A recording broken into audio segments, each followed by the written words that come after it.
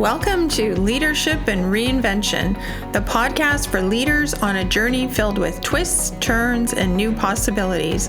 I'm Marissa Prazen, and along with my co-host Mike Cloutier, in each episode we explore the moments that spark transformation, challenge perspectives, and redefine success.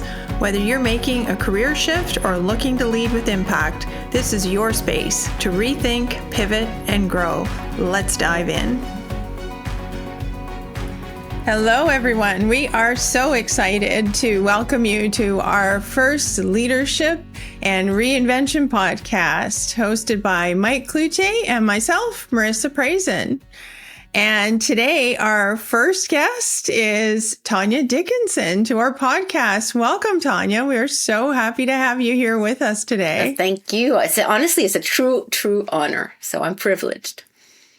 Thank you. And we are so excited to have Tonya here on our inaugural podcast because she is someone I have known for a very long time and is a close friend. And more importantly, for this podcast, she has had an incredible career journey. She is someone who is truly a picture of reinvention in so many ways. And what I've always loved about Tonya's career is that, and the way she's approached her life has been about she's just taken every opportunity and made something incredibly special out of it. So I am so excited, and I know Mike is as well, that we can have you here today so that you can share your story with the world. Because I think there's just so much for others to learn from your journey and what you've done. So let's get started. Wonderful. Mike, maybe I'll turn it over to you. Excellent. Yeah, thank you. So, Tonya, great to meet you here virtually, and thank you for making some time for us. We're absolutely thrilled to have you as part of the inaugural podcast. Let's start with maybe just a quick background on your career, and then we're going to shift a little into the actual reinvention story as we go. But tell us a little bit about yourself and what you've been up to. So I have a degree in pure mathematics and economics from Queen's, and I spent 25 years in pharmaceuticals, in the Canadian pharmaceutical industry, going up through the ranks, from sales to marketing to training to head of marketing intelligence, which I was overseeing all the marketing plans for Novartis Canada. The competitive intelligence reports and the strats plans. And then my husband got this incredible opportunity to move to the UAE. And so my career shifted. I had to resign. But I'd been the daughter of a diplomat. And so I loved living abroad. And I wanted to offer that opportunity for my children, because I believe education is very important, but traveling and seeing the world and seeing how others live, other cultures and other religions are equally important. So I really wanted to develop in my children. I wanted them to become global citizens. And so, yes, that's what brought me here today. Awesome. So obviously this season is all about reinvention and transformation. And first of all, I have to comment that the jewelry in behind you is exquisite and quite beautiful. So all mine. That's lovely. Wonderful. Available on our website. Yes, and let's make sure that we have some time for the little bit of commercial at the end. But so tell us about your journey, because everyone's is unique and different, and we're just excited to hear about how things went for you, and give us all the details. So my reinvention really started over the last 12 years, and every one of them was shaped by very different circumstances. I mentioned our move to Abu Dhabi and me wanting to, offer this wonderful experience to my children and not going to working full time and getting this 2 weeks off. That defeated the purpose of living abroad.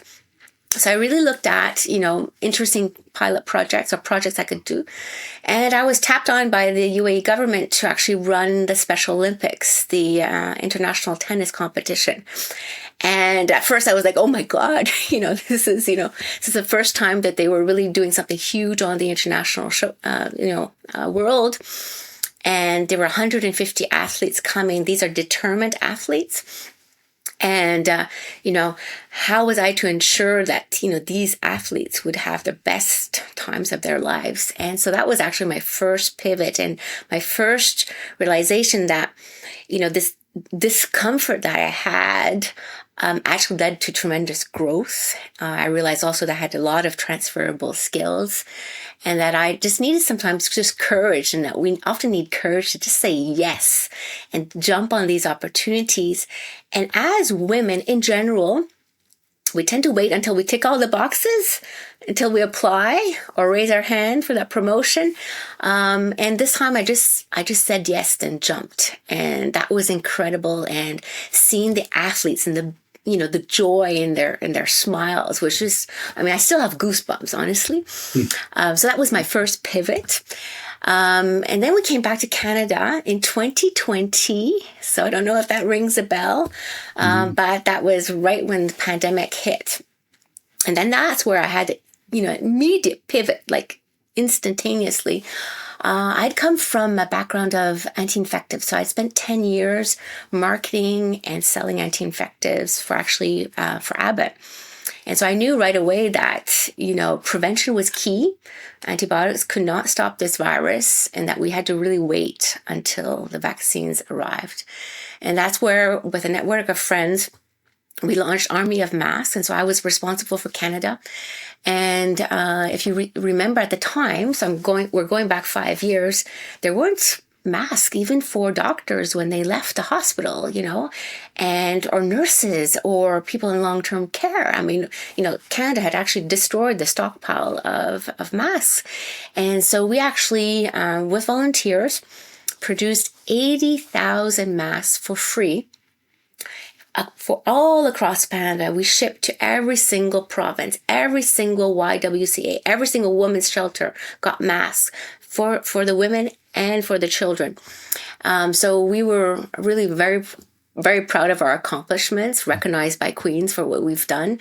But that's where I realized, wow, in a total lockdown, total shutdown with no supply chain, no direct reports, no resources, no strat plan, just flying, by the seat of my pants every day.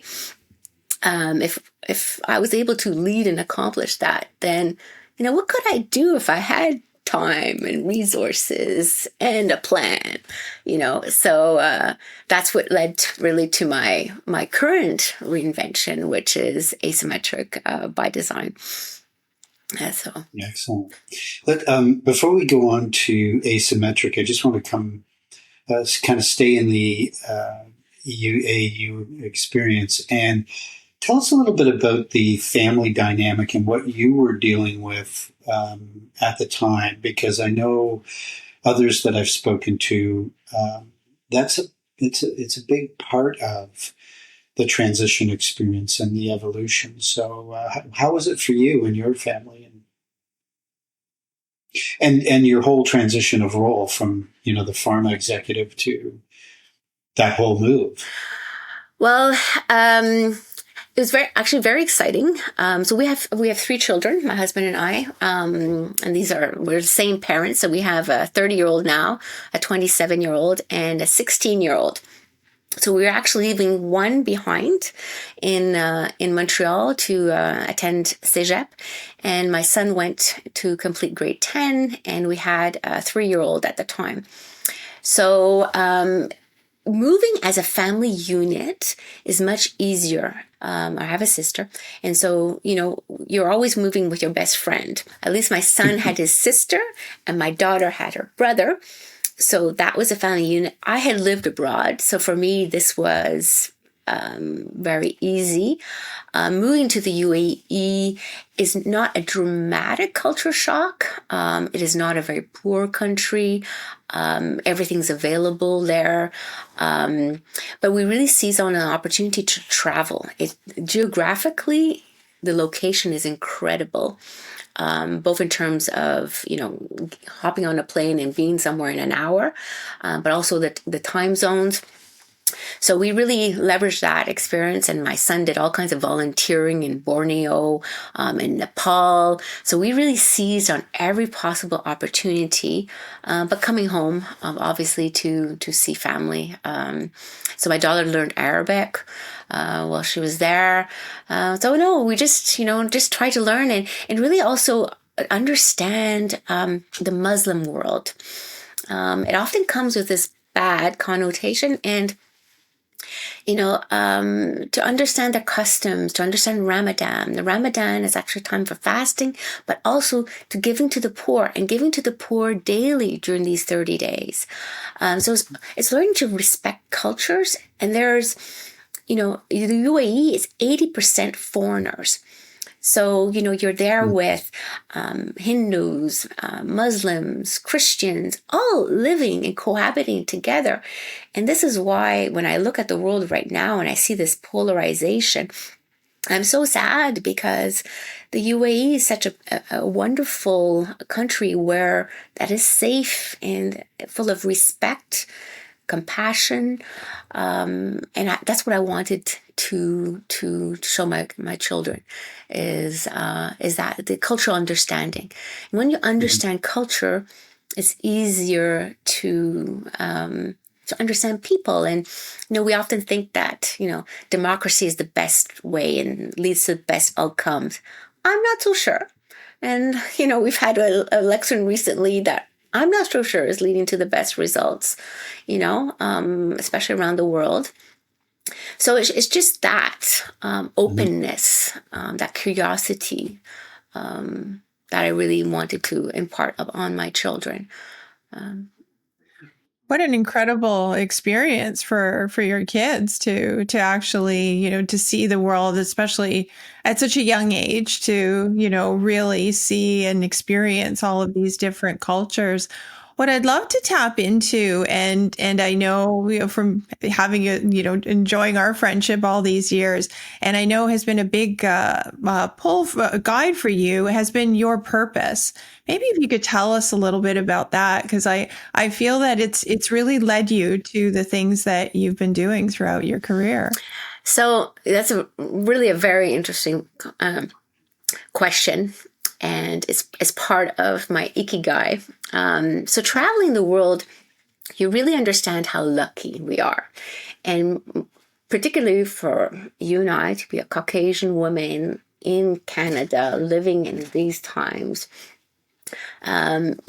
we have incredible rights. We don't have to, go for water and go for wood, firewood. I mean, we have these incredible opportunities. So I always tell my children we've won the lottery of life, and therefore it is our responsibility to leave this world a better place. So in pharma was protecting, patients. For the Special Olympics, it was ensuring that these determined athletes have the best time of their lives. Same thing with Army of Mask, protecting lives. But it was a little bit different for Asymmetric by design, and that's when I focused on what was truly my ikigai, which I hadn't really fully acknowledged in my prior life. And so that I can talk a little bit about now, if you want. Absolutely. We'd love to hear more. So, people associate us with our title, our corporate, but, as individuals, we're so multifaceted and multidimensional. And so after Army of Mask, I really just took a step back and figured, what is my ikigai? So ikigai is this, wonderful Japanese expression. I'm sure you know it, and our listeners know it. It's about what is truly your purpose. So, what do you love? What are you good at? What does the world need?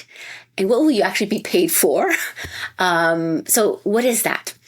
And so what people didn't know, and you see it a little bit behind me, is being the daughter of a diplomat and living in 11 countries, traveling the world, I've actually had a passion for antique beads that developed or started when I was 10 years old in the souks of Khan Khalili. So I would collect beads, and I would collect things everywhere I went during my trips, bringing back kilos and kilos of silver that I would have redesigned into jewelry for myself. But, I only have one neck. There's only 365 days a year. There's only so much, a girl can need. But, I still challenge that concept. And so I really said, okay, but what is the real issue right now? And a question for you, and maybe more for you, Marissa. How many years of beads are in existence, do you think, right now in the world? Like jewelry has existed for how many years? Forever. I mean, I think it was always an expression of, either your culture or probably beliefs. And I think it's played such a role in people's identity. You're completely right. It's been there forever. So a few years ago, I thought it was only 40,000 years. Okay. But then 3 years ago, there was a necklace that was discovered in the caves outside of Essaouira in Morocco that was 150,000 years old. Wow. So my idea is that if we have 150,000 years of jewelry beads in existence, do we need to mine and hurt the environment for more jewelry? And my answer is no. No, and we all have in our drawers, Mike, the women in your life may have, single earrings or, necklaces are broken, old, out of date, broke, too long, too short, whatever. And so there's this vast amount of raw material in our drawers, collecting dust. And so the idea is fashion represents 10% of global emissions, and that includes jewelry, especially fast fashion. So the precious jewelry has been part of this circular. So you have remelted gold, reset diamonds, but on the semi-precious side, basically nothing. And so that's where I said, aha, that is my niche. So really the imperative was climate change. The passion was beads, telling stories. And to your point, Marissa, jewelry for me is also activism. So I always tell a message with my jewelry, whether it's, protection of the environment or, promoting diversity and inclusion. And right now it's promoting our sovereignty, Canada strong and free. So yes, I believe that this is a real estate that women often neglect, and that we can really showcase our values and differentiate ourselves and actually make a statement without saying a word. So when I show up wearing this necklace, it's pretty clear that I'm Canadian, pretty clear that I'm proud of being Canadian. And so this is what I welcome people to do, is really this, think of jewelry as a mechanism of personal expression and activism in a nice way, in a Canadian way. In a proud way, and I think that's fantastic. So it's always a bit of a roller coaster, at least again in the experiences I've had and the people I've spoken to. So tell us a little bit about that roller coaster from your lens. Okay, so it is a roller coaster. So success, I love the expression, success is not an elevator. It's a winding staircase, and you take the steps up, and sometimes there's a landing. Sometimes you have to go back down. There's a landing. So definitely it's a roller coaster. A startup, the start is really exciting. It's very exciting. You're motivated, all that. But the up of the startup, that's where really, it takes a lot of grit. It takes grind. And there's a lot of things also, I did not have in terms of expertise. I'm 56 now. I come from pharma, so social media is not my thing. Personally, yes, but not as corporate. So, social media, brand awareness. Also, I pivoted from pharma to jewelry, sustainable jewelry. So, building that trust was also, I don't say a challenge, but, I had to build that.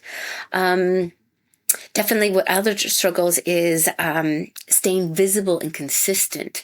It's exhilarating to be your own boss, but you have to be disciplined, and so that also was a struggle for me, because you can just go off in a million directions.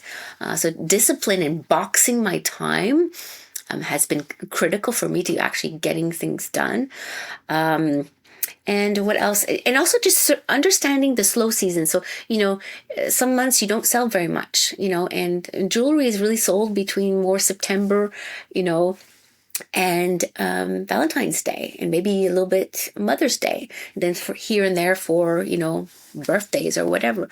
But it's not consistent. And so it's having that patience. And coming from market research, what I've learned from market research and I applied in my business is start small, try, iterate, and fail fast, but make sure that when you're failing small. It's not irreversible. It's not very costly. So I made, mistakes. My first time I showcased my brand, it was in a Christmas market. My product is not Christmas market. I'm not a $10 candle. So, it's finding, your points of sale, understand who is your customer, understand the right price points. Not everybody is as short as me, so making longer necklaces. So it's all of these things, you learn, but that's part of the process. It's embracing that. And downstairs in our kitchen, my kids love the expression, life is not full of failures, it's full of lessons. So, what are the lessons we learned today? And that's outstanding. Yeah. So yeah. Good for you. So again, sorry, Marissa, but it struck me that I find it fascinating that we, or at least some of us have been, and you clearly just spoke to this. So, we come from an environment where we understand the environment, we understand the practices and how the business works.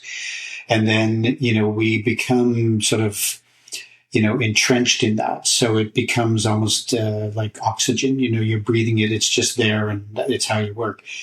Then you go to a new business, and it sounds like for you, and again, I've come across this where we almost automatically think we're going to do that again without going through and forgetting that there was a journey that we were on to get to the point where we had the comfort where that oxygen existed.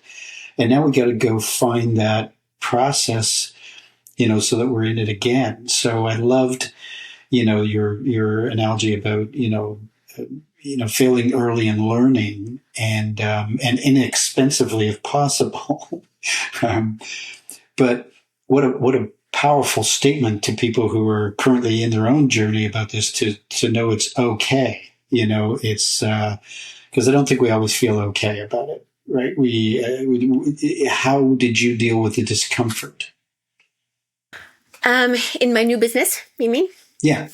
So actually, interestingly, I did not have too much discomfort. And the reason, I'm going to explain to you why, is I didn't grow up in fashion.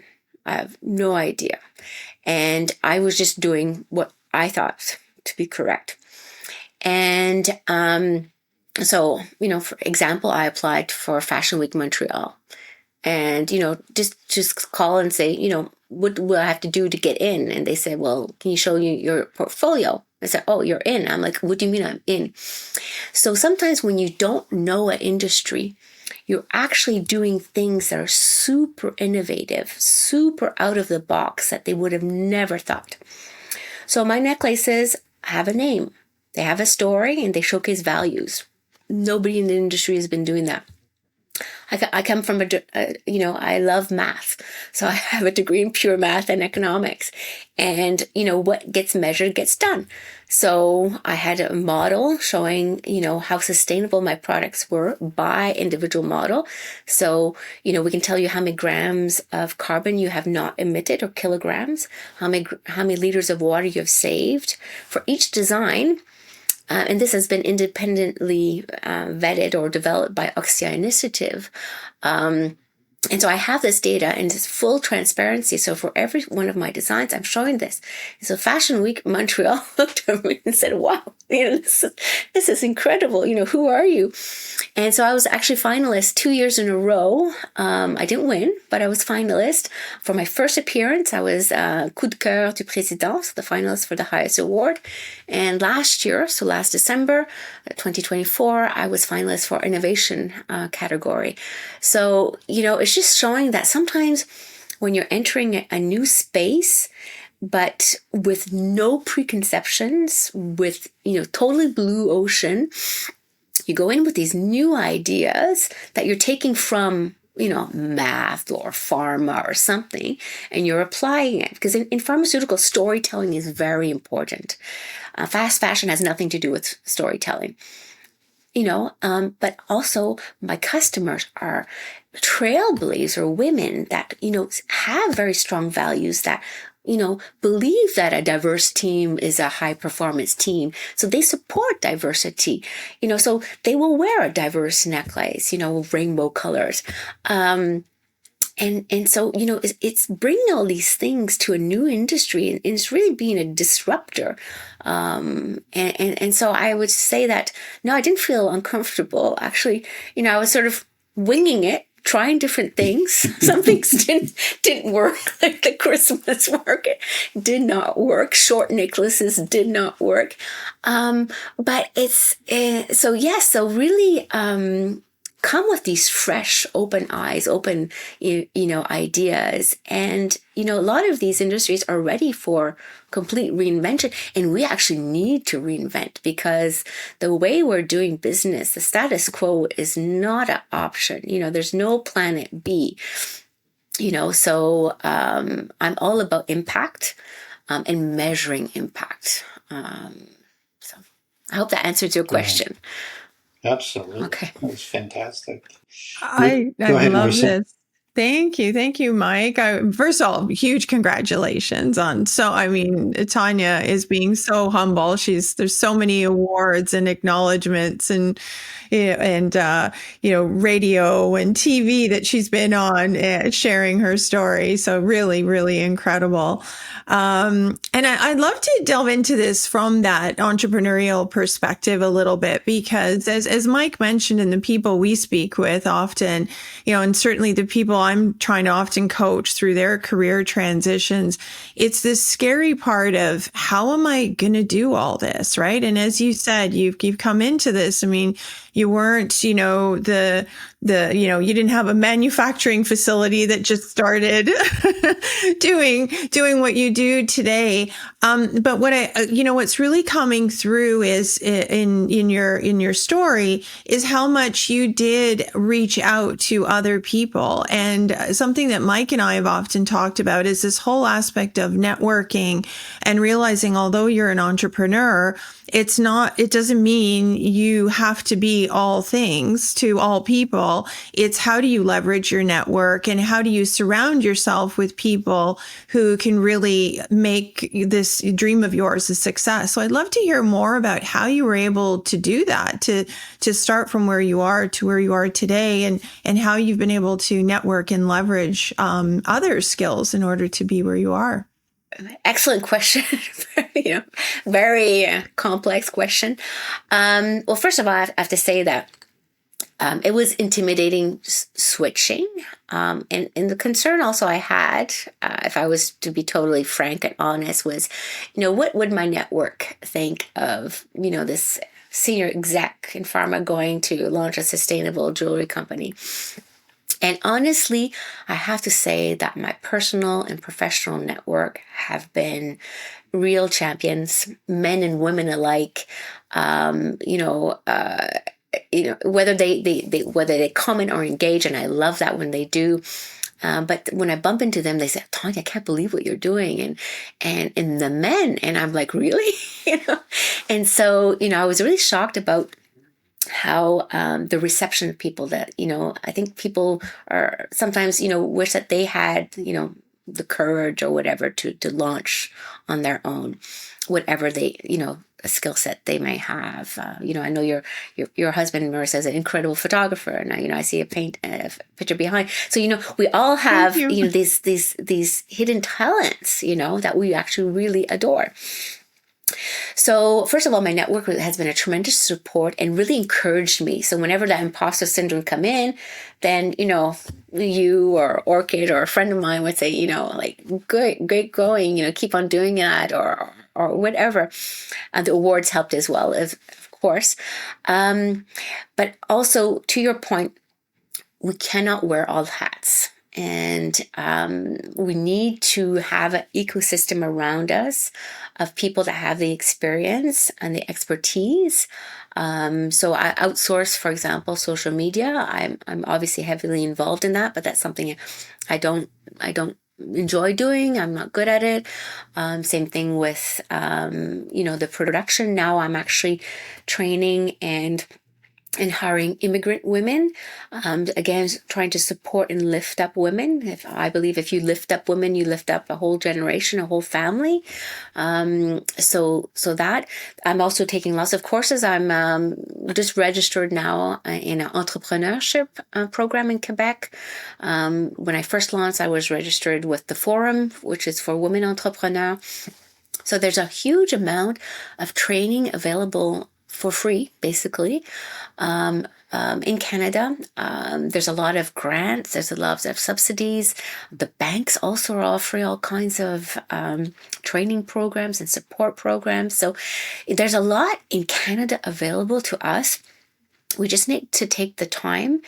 And a lot of what's happened to me has been serendipity, just by accident, and me embracing saying yes and, calling up somebody and asking to be a mentor, or reaching out to somebody on LinkedIn, following people, planting seeds and nurturing relationships. An example of that is, the climate change editor for the Times is following me and, likes my jewelry, but I reached out to her. And so, it's reaching out, establishing these connections, asking for mentorship. So yeah, I'm just trying to use everything around me. And as you grow old, you know how much you don't know, and asking for help is actually a strength. So I ask for help whenever I can. I want to highlight something that I really picked up on in your comments, and that's you're being very intentional. Yes. About what you choose to do and what you're not going to do, what you're going to bring other people in. And I think that for our listeners is really, really important to hear as well, because as I said earlier, you often go into this journey thinking you got to figure it all out by yourself.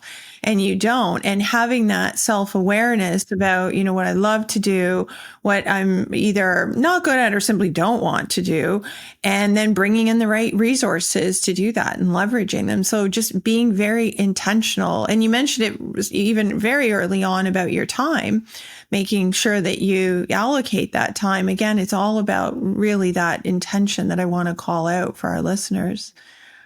Mike, do you want me to pass over to you, or? I have a couple of follow-on questions. First of all, I love your comments as well about learning and taking chances and just being comfortable with, failure. But really, it's not failure; it's a learning opportunity. And I think the more that we continue to encourage people to do that, the better we all are. So that's fantastic.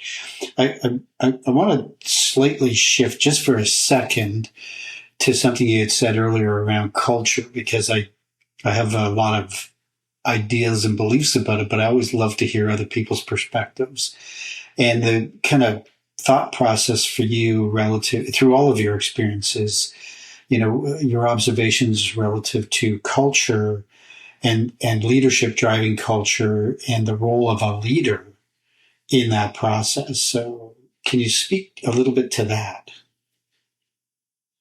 Okay, I don't know if I have a perfect example, but when we grow up, we have these preconceived notions, of what is correct, what is not correct, that democracy is better, that this or whatever, eating with a spoon and fork and knife is correct. And then you go to the Middle East, you go to UAE, and you realize that people lived in the desert, no water. And they cooked in the desert, and that they ate on one big plate. But it was very clear that my portion was the pizza pie portion in front of me. And I used a piece of bread to scoop up the rice and meat.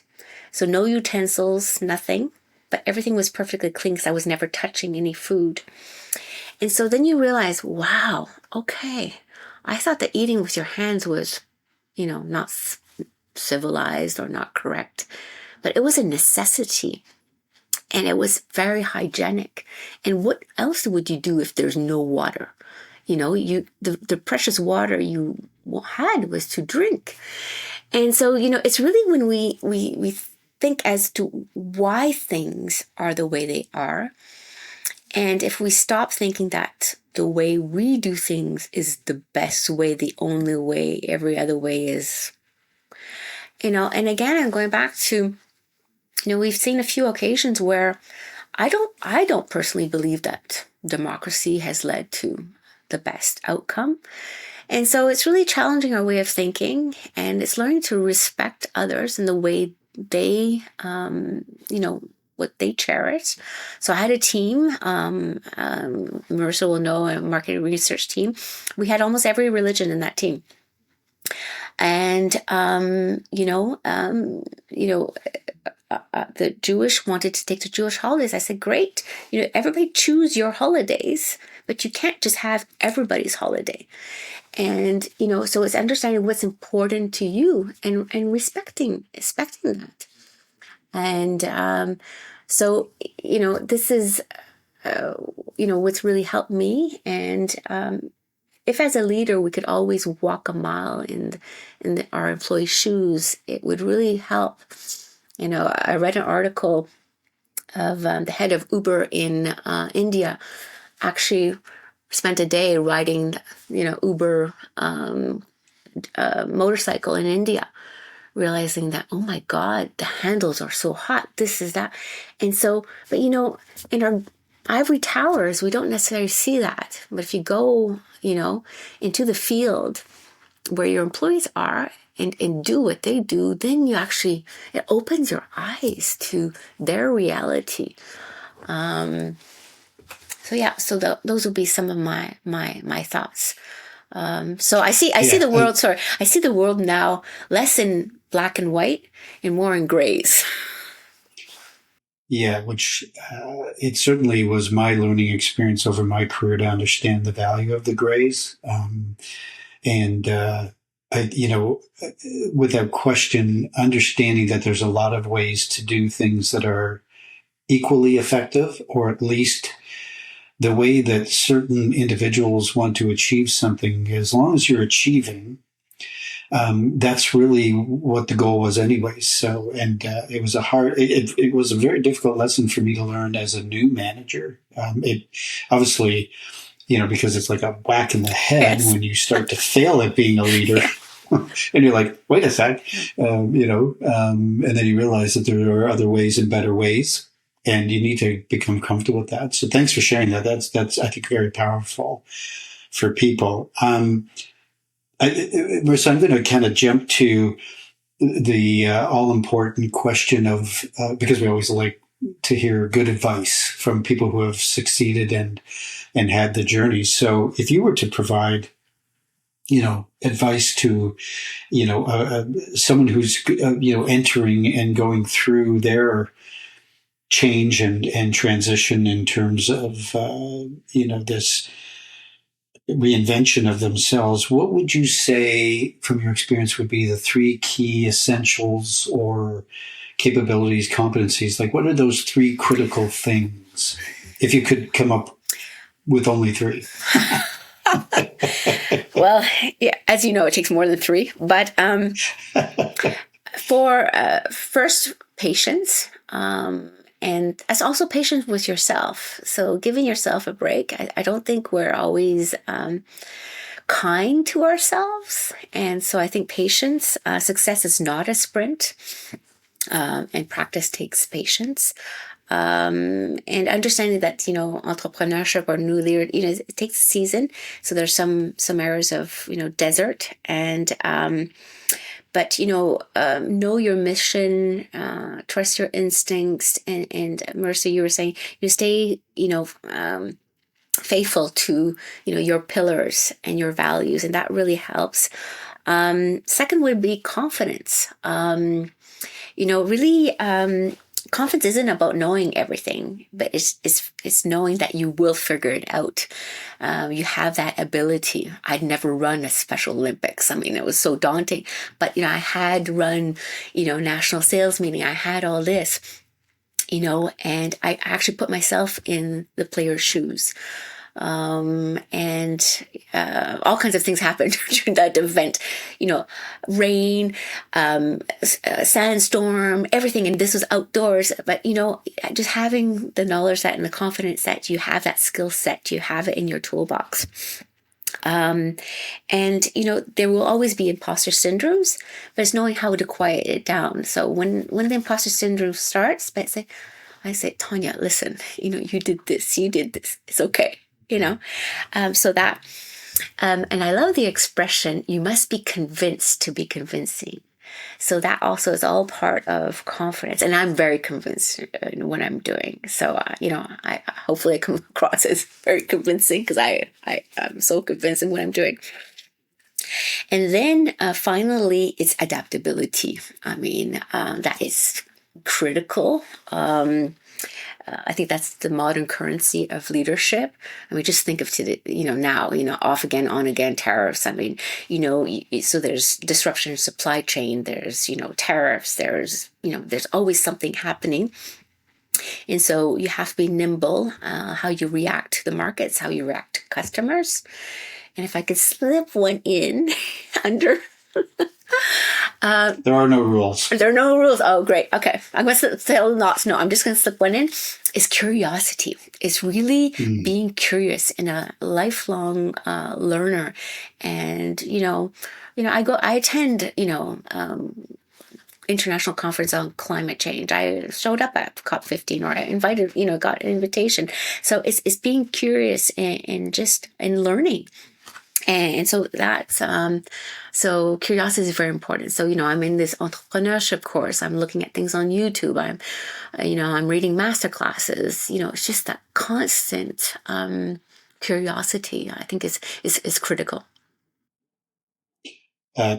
All of them were great, but I have to comment on curiosity because one of my mentors, a gentleman by the name of Jim Lee, who was all about curiosity, and he always spoke about the beauty of watching children, how they just are amazed and curious. And I was blessed to have 12 days with my granddaughters, just finishing yesterday, and just to be able to watch that and remind myself, as a somewhat older adult, to find that curiosity again, keep looking for it, keep trying to find it. I'm so pleased that you said it, only because I think it's something that we don't talk enough about. All of the things you mentioned are obviously very important, and there are many others, I'm sure, to others, but I love when we talk about curiosity. So thank you for that particular. Well, I think it keeps us young, it keeps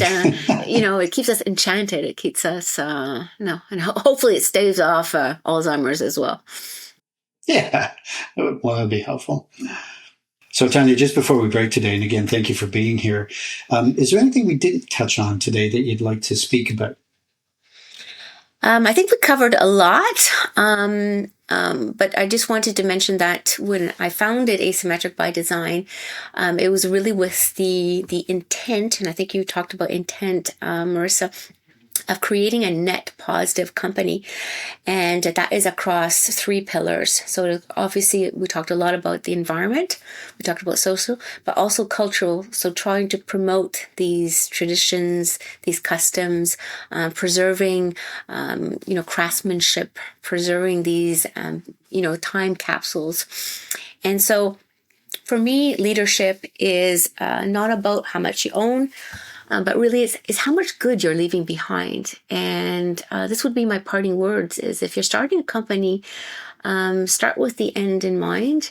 We leave no trace behind. So this is a fully circular company, but we're aiming to have a very strong, not only regenerative impact on the environment, but positive social impact, and even culturally as well. And we talked a little bit about culture, Mike, before. So, start with the end in mind. And I think, Mike, you talked about lenses. I look at every decision I take with these lenses, and it's very easy for me to make a decision. Is it good for the environment? If it's no, then no, we're not using new plastic. We're not mining. Is it good for society? Yes, then yes, we'll go ahead. Same thing culturally. So when you're very intentional, and we say by design. So everything we do is by design. It's art, it's a design, but it's also intention. So there's a triple meaning in there.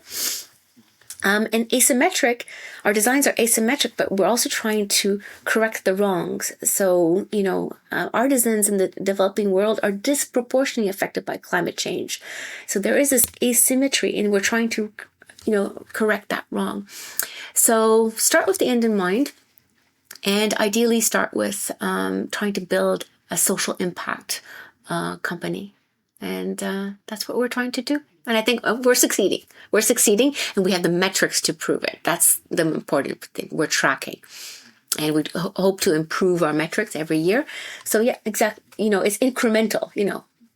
We don't start gangbusters, and that's why we need to scale so that we can have a greater impact, positive impact on the environment and on society. That's outstanding. Well, thank you so much, Tonya. I mean, so many amazing words of wisdom and pearls for people to take away and really apply to their own situation. So thank you so much for your story. I want to, encourage everybody, as you can see behind Tonya, amazing jewelry. So, and this isn't something she's asked me to do, but I'm saying she is the CEO and creative director of Asymmetric by Design. Please take a look at her website. Not only is she driven by that passion that she spoke about, but the jewelry is just absolutely beautiful and stunning. So I really encourage you to take a look. And most of all, thank you so much for just opening up and, having that vulnerability to share this journey of yours, which has absolutely, as I, opened with, has been so outstanding. And for me, the biggest part of it is really watching, from close and afar as our friendship has evolved, to see you really just embrace every single opportunity. And always with the lens of how can I make the world a better place? And I don't think that there's anything more we could ask. That's just an incredible purpose. And I wish you, and I know Mike does too, I can speak on behalf of Mike on this one, that we just wish you so much continued success. And thank you so much for being a part of this with us. Mike, any last words? Just echo everything you said, and to say thank you for the gift of your time, because it's the one thing that we have so little control over. And I just really appreciate you making time for us today and sharing all of this. So thank you. Oh, it's been a tremendous honor. And so thank you for this honor and this privilege, to be on your podcast, and wishing you ongoing success as well. Thank you so much. Great day, everyone. Bye-bye.